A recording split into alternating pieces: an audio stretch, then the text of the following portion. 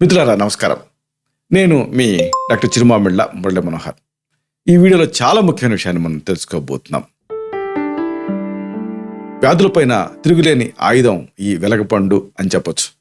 వెలగపండు ఉపయోగాల్ని, దీని గొప్పతనాన్ని, దీన్ని తయారు చేసుకునే విధానాన్ని, అలాగే దీన్ని వాడుకోవాల్సిన విధానాన్ని, ఈ మొత్తం సమాచారాన్ని మనం ఈ వీడియోలో తెలుసుకుందాం. చూడండి, ముందు అసలు వెలగపండు అంటాం. అదేదో వినాయక చవితిలో పూజ కోసం వాడుతుంటారు, కానీ దాన్ని ఎగ్జాక్ట్గా ఎలా వాడుకోవాలి అనేది చాలామందికి తెలియదు. ముందు ఇది తెలుసుకోవటం అవసరం. ఒకటి, దీన్ని తాజాగా తినొచ్చు. అంటే పండిన వెలగపండు ఇది కాస్త తీయగా ఉంటుంది, కొంచెం చల్లదనాన్ని కలిగిస్తుంది. కాబట్టి దీన్ని ఆ రుచి కోసం, దీన్ని రుచి కనుక మనం ఆలోచిస్తే చక్కటి గులాబీల వాసనతో ఉంటుంది ఇది. కాబట్టి దీన్ని ఫ్రెష్గా తీసుకోవచ్చు, లేదా దీన్ని ఎండబెట్టి పొడిగా కూడా తయారు చేసుకొని వాడుకోవచ్చు. అలాగే రెండో పద్ధతి ఏంటంటే జ్యూస్ తయారు చేయటం.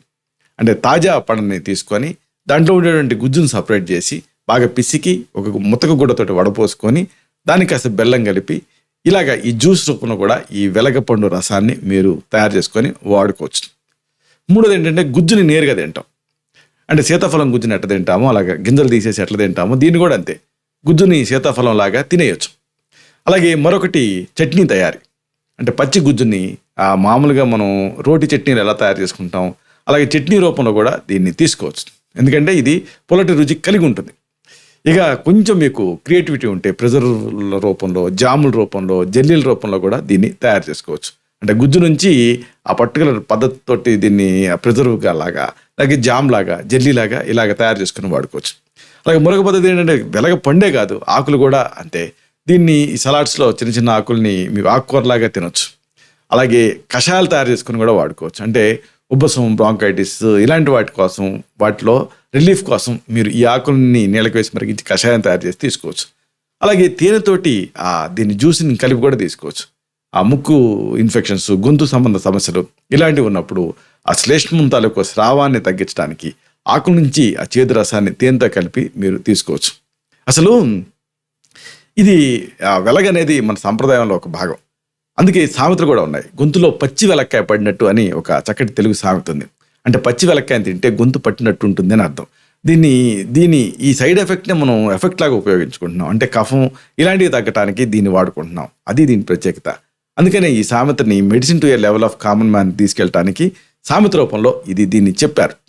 ఇక వెలగపండు విషయానికి వస్తే ఇది చాలా మేలు చేస్తుంది. చాలామందికి దీనికి సంబంధించిన ఐడియా ఉండదు.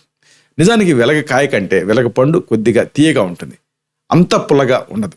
వెలక్కాయ కానీ పండు కానీ అంతో ఎంతో ఒగరుగానే ఉంటాయి. ఇది గమనించాలి. ఇక్కడ వెలగపండుని ఇంగ్లీష్ నేమ్ అంటే ఎలిఫెంట్ యాపిల్ అంటారు, లేదా వుడ్ యాపిల్ అంటారు. ఎందుకంటే కరిమింగిన వెలగపండు అని మనకు సామెత ఉంది కదా. ఏనుగు దాన్ని తినేస్తుంది, మింగుతుంది, కానీ యాసిడ్గా బయటకు వస్తుంది, గుజ్జు మాత్రం అరిగించేసుకుంటుంది. ఇదొక ప్రకృతి విచిత్రం. ఏదేమైనా వగరు, పులుపు ఈ కలిసినటువంటి రుచి ఉండేటటువంటి ఈ వెలగపండుని ఈ గోదావరి జిల్లాల్లో కొంతమంది పచ్చడిగా చేసుకొని తింటూ ఉంటారు. అయితే ఎక్కువ మంది ఈ వెలగపండుని తినడానికి అంతగా ఇష్టపడరు, కానీ దీన్ని తింటే మంచి ఔషధపరంగా ఉపయోగాలు. ఈ వెలగపండులో ఎన్నో పోషకాలు ఉంటాయి. సీజనల్ ఫ్రూట్స్ ఇచ్చేటటువంటి ఆరోగ్య ప్రయోజనాలు మిస్ కాకుండా ఉండటం కోసం ఈ వెలగపండుని తినాలి. అయితే మామూలుగా వెలగపండు అంటే వినాయక చవితి గుర్తుకొస్తూ ఉంటుంది. అయితే వినాయక చవితి నుంచి వేసవి కాలం వరకు ఇది ఎక్కువగా దొరుకుతుంది వెలగపండు. దీని ప్రయోజనాలు అన్నీ ఇన్నే కావు. ఈ వెలగపండులో లేదా వెలక్కాయలో సిట్రిక్ యాసిడ్ ఉంటుంది, రిబోఫ్లేవిన్ ఉంటుంది, పిండి పదార్థాలు ఉంటాయి, ఆక్సాలిక్ యాసిడ్ ఉంటుంది, ప్రోటీన్స్ ఉంటాయి, beta carotene, phosphorus, thiamine, niacin, calcium, iron ఇలాంటివన్నీ కూడా సమృద్ధిగా దీని ద్వారా మీకు లభిస్తాయి. దీంతో ఈ పండు మన శరీరానికి హాని కలిగించేటువంటి బ్యాక్టీరియాతోటి పోరాడుతుంది. ఇవన్నీ ఉంటాయి కాబట్టి అందుకే దీన్ని ఈ అమీబియాసిస్ లాంటి వాటిలో ఒక మందులాగా వాడుతూ ఉంటాం. అంతేకాదు ఈ వెలగపండు లేదా వెలక్కాయలో యాంటాక్సిడెంట్లు ఉంటాయి, అలాగే వైటమిన్ సి ఇవన్నీ కూడా సమృద్ధిగా ఉంటాయి. దీంతో అకాల వార్ధక్యాన్ని ఇది దరిచారనివ్వకుండా ఉంటుంది. వెలగపండులో సహజ సిద్ధమైనటువంటి ఫైటో కాంపౌండ్స్ ఉంటాయి, విటమిన్స్ ఉంటాయి, ఫ్లావనాయిడ్స్ ఇవన్నీ కూడా ఎక్కువ మొత్తాల్లో ఉంటాయి. దీంతో ఇది ఒక యాంటీ ఇన్ఫ్లమేటరీగా కూడా పనిచేస్తుంది. అంటే ఆర్థరైటిస్ పెయిన్ ఇలాంటి వాటిని తగ్గించడానికి ఇది మీకు హెల్ప్ చేస్తుంది. వెలగపండులో హైడ్రేటింగ్ లక్షణాలు ఎక్కువ మొత్తాలలో ఉంటాయి. దీంతో ఇది ఒక మంచి సబ్స్టిట్యూట్లా పనిచేస్తుంది డీహైడ్రేషన్లో. అంటే ఎలక్ట్రోలైట్స్ని ఇది సప్లై చేస్తుంది. అంటే ద్రవం తాలూకు సమతుల్యతని ఇది కాపాడుతుంది. అంటే ఈ పొటాషియం శరీరం నుంచి ఉంటుంది కాబట్టి ఇది డయూరిటిక్ లాగా పనిచేస్తుంది కాబట్టి ఇది ఎలక్ట్రోలైట్ బ్యాలెన్స్ని కాపాడుతూ ఉంటుంది. అంటే దీంట్లో ఉండేటువంటి పొటాషియం శరీరం నుంచి బయటకు వెళ్ళిపోయేటువంటి అధిక నీటి నష్టాన్ని నివారించడానికి సహాయపడుతుంది. వెలగపండులో ఫైబర్ కూడా ఎక్కువ మొత్తాల్లో ఉంటుంది కాబట్టి మలబద్ధకం ఇలాంటి వాటిని ఇది ప్రివెంట్ చేస్తుంది. అంటే మలబద్ధకంతో బాధపడే వాళ్ళకి వెలగపండు ఒక దివ్య ఔషధం అని చెప్పొచ్చు. అలాగే క్యాన్సర్ నివారణకు కూడా ఈ వెలగపండు మీకు సహాయపడుతుంది. వెలగపండులో యాంటీ ఇన్ఫ్లమేటరీ లక్షణాలు ఉంటాయి, అంటే శోధ నిరోధక లక్షణాలు ఉంటాయి కాబట్టి గాయాల్ని త్వరగా నయం చేస్తుంది. ఇది తామర, గజ్జి ఇలాంటి చర్మ సమస్యని ఇది తగ్గిస్తుంది. ఆఖరికి లివర్ హెల్త్ అంటే కాలేయపు ఆరోగ్యానికి కూడా ఇది మంచి చేస్తుంది. వెలగపండులో కార్బోహైడ్రేట్స్ కూడా కొద్ది మొత్తాలలో ఉంటాయి. దీంతో నీరసం ఉన్నవాడు వెలక్కాయని తింటే తక్షణం శక్తి లభిస్తుంది. జలుబు లేదా ఫ్లూ లాంటి శ్వాసకోశ వ్యాధులను తగ్గించడానికి ఈ వెలగ అనేది సమర్థవంతంగా పనిచేస్తుంది. శరీరంలో రోగ నిరోధక శక్తిని పెంచి ఇన్ఫెక్షన్స్ రాకుండా ఇది కాపాడుతుంది. అయితే ఈ వెలగపండుని కొంతమంది తినకూడని సందర్భాలు కూడా ఉంటాయి. వెలగపండులో ఇన్ని ఆరోగ్య ప్రయోజనాలు ఉన్నప్పటికీ కూడా ఎక్కువ తింటే కొన్ని అవాంఛనీయ లక్షణాలు, అంటే ఆల్రెడీ డ్రై మౌత్ సిండ్రోమ్ లాంటివి ఉన్నప్పుడు గొంతు పట్టేసేటువంటి అవకాశం ఉంటుంది. అలాగే ఏదన్నా డయాబెటీస్ మందులు వాడుతున్నప్పుడు అది లో అయ్యే అవకాశం ఉంటుంది, ఎందుకంటే దీనికి యాంటీ డయాబెటిక్ నేచర్ ఉంటుంది కాబట్టి. ఇక గర్భిణీ స్త్రీలు, పాలిచ్చే తల్లులు కూడా వెలగపండుని తినకపోవటం మంచిది. అలాగే ఎవరైనా సరే ఆపరేషన్ చేయించుకునేటువంటి పరిస్థితిలో ఉంటే అప్పుడు అలాంటి వాళ్ళు 2 వారాల ముందు నుంచి వెలగపండుని తినకపోవడం మంచిది. సీజన్లో దొరికేటటువంటి వెలగపండుని నిజానికి మిగతా వాళ్ళంతా కూడా మితంగా తినొచ్చు, ఆరోగ్య ప్రయోజనాలు పొందొచ్చు. అయితే దీని అసలైనటువంటి ఉపయోగాలు ఏమిటి, వరుసగా వీటిని 1 by 1 తెలుసుకుందాం. అమీబియాసిస్ వ్యాధిలో వెలగపండే ఒక గొప్ప ఔషధం కింద మీకు పనిచేస్తుంది. జీర్ణశక్తిని సరిచేయడానికి వెలగపండుని మించిన ఔషధం ఇంకొకటి లేదు అని చెప్పొచ్చు. అమీబియాసిస్ వ్యాధి పేరు చెప్పగానే మొట్టమొదట మనకు గుర్తు రావాల్సింది వెలగపండే.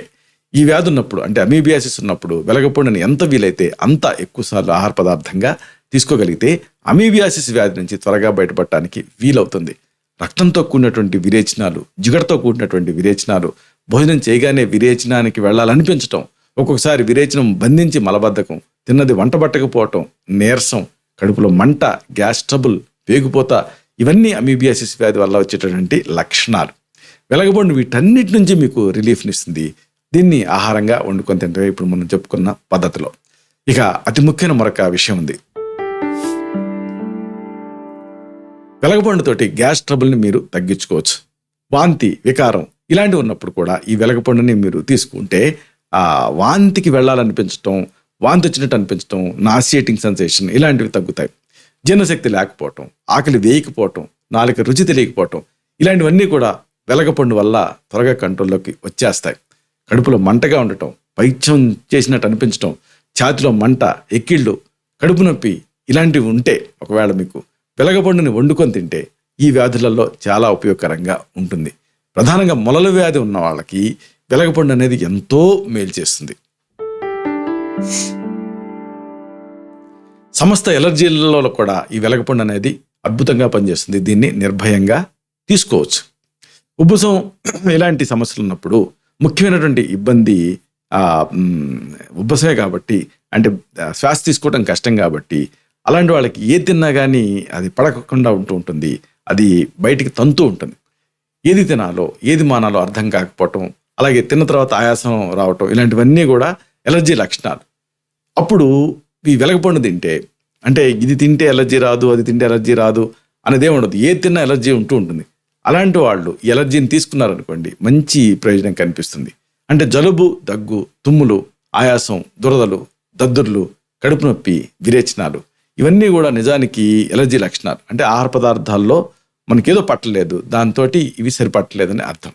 వెలగపండును వండుకొని నిర్భయంగా తింటే ఇలాంటి సందర్భాల్లో ఈ ఎలర్జీ పరిస్థితులలో అది మీకు మంచి చేస్తుంది. అంటే ఏ ఇబ్బంది కలగకుండా ఉంటుంది.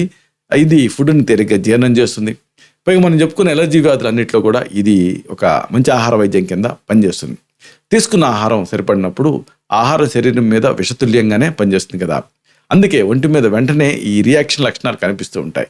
వెలగపండుని మీరు ఒక ఆహార ఔషధం కింద తీసుకుంటే అది ఎలర్జీకి వ్యతిరేకంగా పనిచేస్తుంది, విష లక్షణాలని దూరం చేస్తుంది. కాబట్టి ఏ రకమైన ఎలర్జీ ఉన్నా సరే వెలగపండుని ఆహార పదార్థంగా తీసుకుంటూ ఉంటే దానివల్ల మీకు డెఫినెట్గా ప్రయోజనం కనిపిస్తుంది. అయితే వెలగపండుతో ఇబ్బంది ఏంటంటే దాని గింజలు. కాబట్టి వెలగపండుని తీసుకోవాలనుకుంటున్నప్పుడు దాని గింజలు తీసేసి తినండి. వెలగపండులో గింజలు అజీర్తిని చేస్తాయి. అందుకని వెలగపండుని కాల్చి లోపల గింజలు తీసేసి అప్పుడు వండుకొని తింటే మంచిది.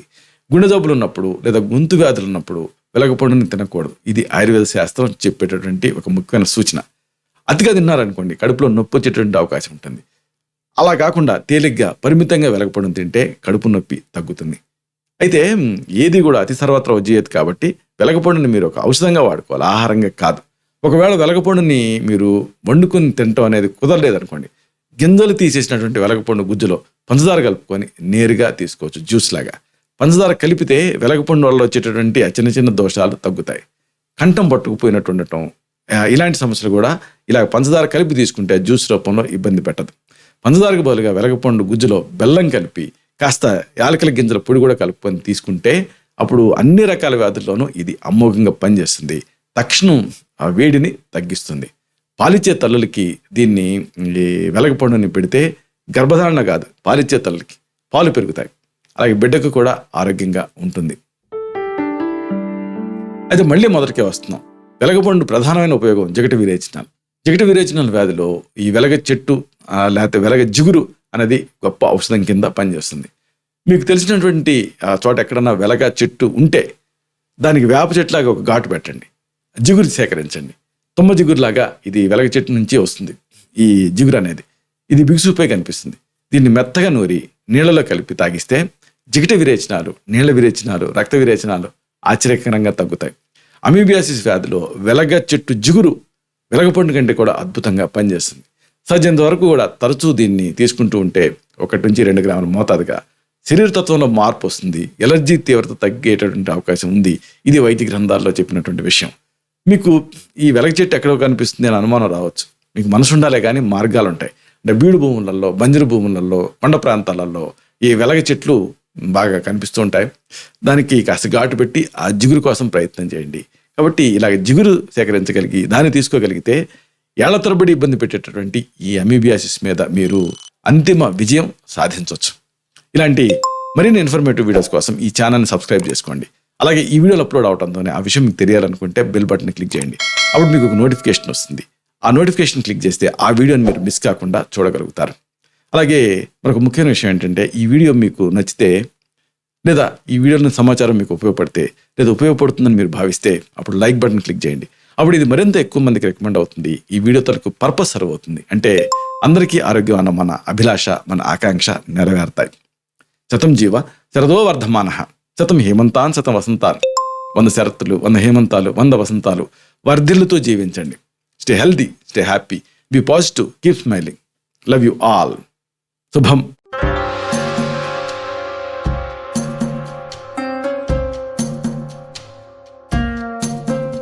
Doctor Chirumamilla Murali Manohar, MD Ayurveda, Raksha Ayurvedalaya, plot number 13, Rammurthy Nagar, CBCID colony, Hyder Nagar, Hyderabad 5,85,000. Website address www.muralymanohar.com. Phone numbers 9246575510, 9177445454.